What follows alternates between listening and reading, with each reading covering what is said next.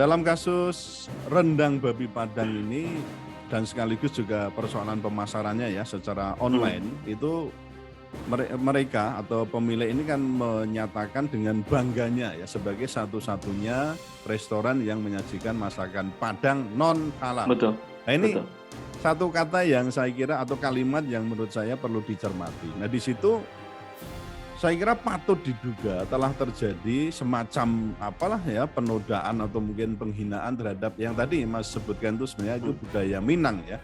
Yang jelas itu dalam bahasa Minangnya itu basandi syara kan itu ya. Nah, jadi dalam perspektif hukum itu sebenarnya dapat diduga itu memenuhi beberapa unsur pasal tentang persoalan penghinaan terhadap suatu kelompok yang punya budaya tadi. Itu nanti bisa dikaitkan dengan pasal 156, 156A kalau itu dikaitkan dengan persoalan agama, atau 157 yang tadi terkait dengan golongan penduduk, ya dalam hal ini adalah masyarakat Padang. Atau juga bisa dikaitkan dengan apa? Undang-undang ITE, mengingat apa? Itu disebarkan melalui media elektronik yaitu Instagram.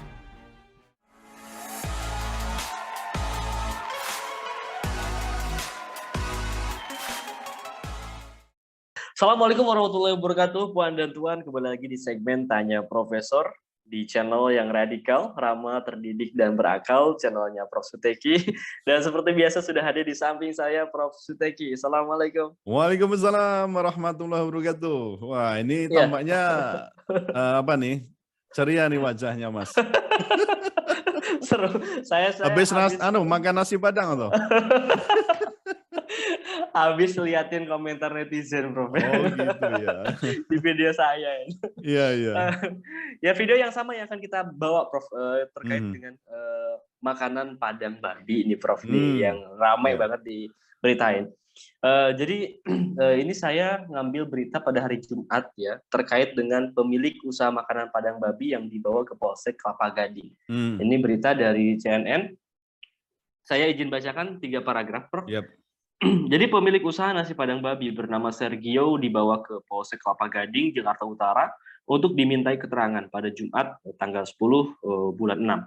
Namun Kapolsek Kelapa Gading, Kompol Foki Sagala tidak menjelaskan lebih lanjut apa saja keterangan yang akan digali dari pemilik usaha tersebut. Dibawa ke Polsek dulu, kita mintai keterangan, kata Foki kepada wartawan. Tapi belakangan kemudian diketahui, Prof, bahwa Resto Padang ini ternyata tahun 2020 ya, dan baru kemudian viral ya, diangkat lagi tahun 2022 dan ini menuai banyak pembicaraan di tengah-tengah masyarakat. Namun kemudian tentu yang menarik untuk kita bahas itu terkait diksi non halal dan juga babi ambonya nih yang menarik untuk menjadi itu kan menjadi trigger ya, pemicu dari obrolan-obrolan di tengah-tengah masyarakat. Jadi kalau tanggapan jenengan terkait nasi Padang babi ini seperti apa, Prof? Apakah kalau kata netizen itu apakah ini penistaan nasi Padang, Prof? Wah, kalau babi guling itu kriuk-kriuk. Wah, itu ya. Saya kalau melihat itu ngiler betul itu ya. Tapi kalau bagi umat Islam kan jelas itu haram ya. Begini Mas, dalam kasus rendang babi Padang ini dan sekaligus juga persoalan pemasarannya ya secara online itu mereka atau pemilik ini kan menyatakan dengan bangganya ya sebagai satu-satunya restoran yang menyajikan masakan Padang non halal. Betul. Nah ini satu kata yang saya kira atau kalimat yang menurut saya perlu dicermati. Nah di situ saya kira patut diduga telah terjadi semacam apalah ya penodaan atau mungkin penghinaan terhadap yang tadi Mas sebutkan itu sebenarnya itu budaya Minang ya.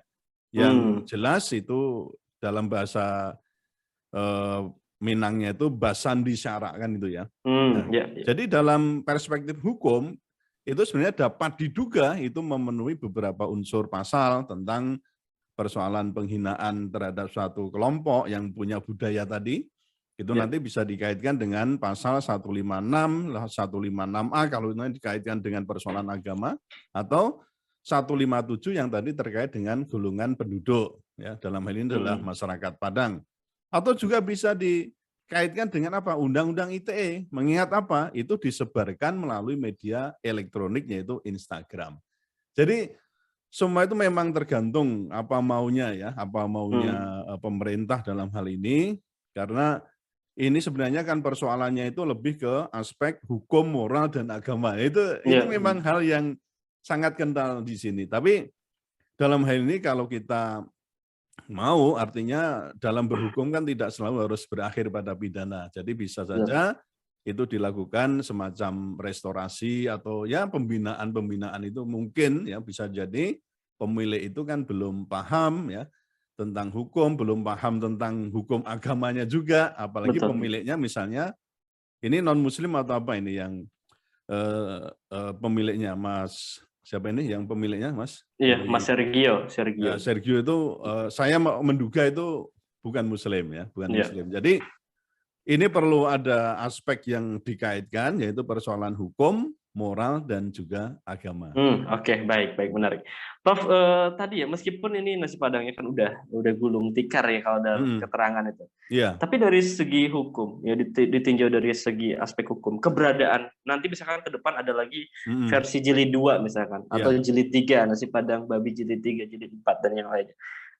Model-model seperti ini apakah memang bisa dijerat atau memang nggak ada undang-undang yang menjerat ini? Yang tadi saya sampaikan itu, jadi bukan hanya persoalan kalau kita bicara tentang makanan itu kan tadi ada aspek budaya, ada aspek yang harus diperhatikan karena halal haram itu sebenarnya kan wilayahnya Islam ya, terutama agama Islam. Kalau soal izin boleh tidak boleh itu persoalan negara, tapi soal halal haram itu berarti menyangkut persoalan agama ya, terutama Islam itu. Nah, tapi halal haram itu apakah juga nanti terkait dengan hukum? Boleh jadi ketika misalnya tadi ada unsur persoalan melecehkan, menghinakan atau mungkin dari sisi moral juga dianggap sebuah penistaan misalnya, itu bisa saja. Maka kan waktu di acara ILC saya katakan loh, hukum itu juga berurusan dengan agama, soal perasaan gitu loh. Perasaan orang yang terhinakan atau ternodai atau ternistakan itu persoalan rasa.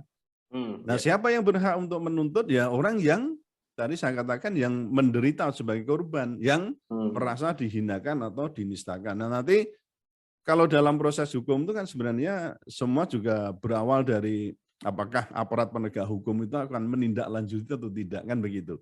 Nah, kalau aparat hukum yang bijaksana, saya kira persoalan semacam ini juga tadi saya katakan bisa dirembuk ya, bisa dibahas dengan cara baik, misalnya ya cukuplah misalnya, apalagi ini sudah tidak buka lagi kan, sudah tutup. Tapi ini kan sebagai bentuk pelajaran bagi masyarakat yang lain atau pengusaha yang lain ketika mau buka usaha itu harus betul-betul memperhatikan aspek tadi hukum, moral, dan agama. Jangan asal kemudian membuat suatu produk makanan yang sebenarnya itu menyinggung perasaan orang lain. Nah, kalau yang tadi Mas sebutkan ini makanan ini taruhlah ya rendang babi, itu saja kan tidak ada masalah. Tapi ketika sudah masakan Padang non halal ya termasuk situ sajiannya babi semua misalnya, itu tetap itu akan menyinggung perasaan orang lain. Nah, di sini maka perlu tadi meskipun dalam hal kebebasan berbudaya dalam arti membuat makanan atau produk makanan itu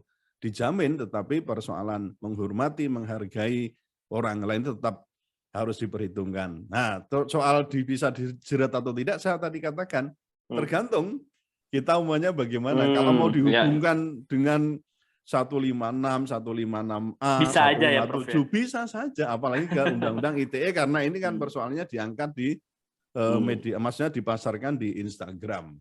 Jadi ini bukan masalah yang sepele, artinya meskipun ini sudah tadi kasusnya sudah lama terjadi, tapi sebagai bentuk pembelajaran ke depan kita harus lebih hati-hati gitu aja.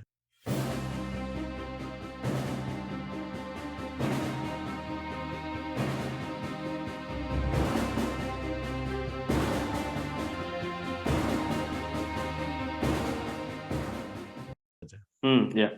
Oke. Prof, tapi pandangan jenengan mengenai kontradiksi nasi Padang yang lahir dari suku Minang yang Islam disandingkan dengan babi yang jadi simbol haram. Ini gimana, Prof? Jadi terjadi kan efek kontras menghasilkan respon. Jenengan melihat ini gimana, Prof?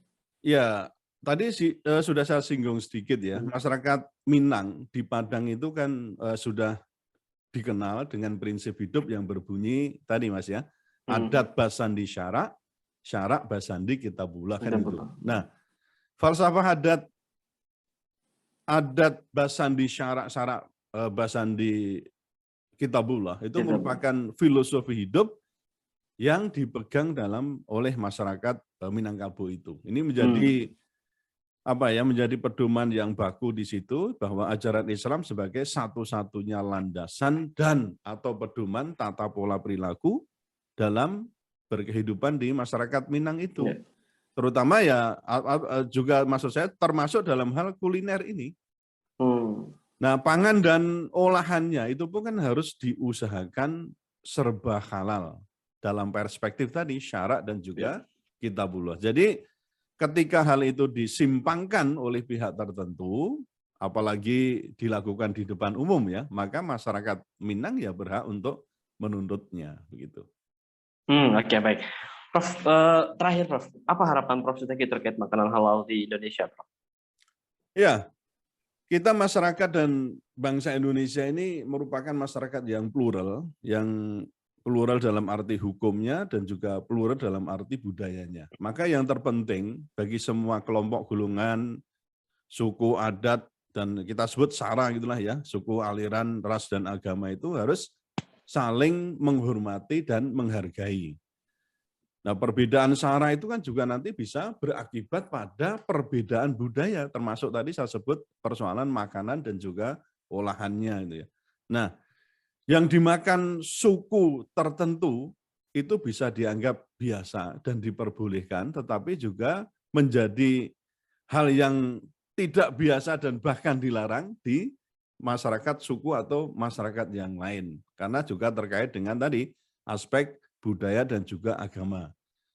Nah, contohnya dari makanan olahan daging babi di Bali misalnya itu sudah dikenal sangat khas itu Mas. Ya tadi saya sebut namanya babi guling itu, wah itu kriuk betul itu ya. Ya dan itu hal yang biasa dan diperbolehkan bahkan menjadi budaya. Tapi bagi masyarakat Minangkabau dengan prinsip syarak tadi ya, itu tidak mungkin membuat masakan Padang dalam bentuk rendang babi. Nah, di Bali boleh nggak membuat misalnya rendang babi? Menurut saya boleh. Asal tadi tidak disertai dengan karakter khas asal masakan Padang, yaitu masakan rendang maksud saya, yaitu dengan kata Padang. Dan apalagi kalau itu kok sampai dipasarkan secara umum, media sosial dan seterusnya dengan nama atau dengan mencatut nama Padang itu. Jadi prinsipnya mau masak daging apa saja dengan bumbu rendang itu saya kira tidak ada masalah selama tidak usah mencatut nama Padang gitu. Karena akan tersinggung ya Prof. Ya, karena itu perasaan ya akan tersinggung. Ya, lebih baik tidak usah diikut-ikutkan kata Padang atau Minang atau ya masakan Padang dan seterusnya itu ya sebut saja itu rendang babi atau mungkin rendang kelelawar atau apa monggo. Tapi tidak usah mencatut nama asal dari daerah itu ya, misalnya Padang atau Minang itu. Oke, iya baik, luar biasa. Prof Suteki, terima kasih juga Bapak dan Tuan, terima kasih yang sudah menonton sampai di sesi pertanyaan keempat ya terkait dengan makanan Padang babi yang kemudian viral akhir-akhir ini. Jangan lupa untuk like, comment, share dan juga subscribe channelnya Prof Suteki ya karena kita akan senantiasa mengulas isu-isu viral secara radikal. Ramah, terdidik dan berakal. Luar biasa ya baik. Terima kasih Prof Suteki, terima kasih Puan dan Tuan. Saya pamit undur diri. Assalamualaikum warahmatullahi wabarakatuh. Waalaikumsalam warahmatullahi wabarakatuh.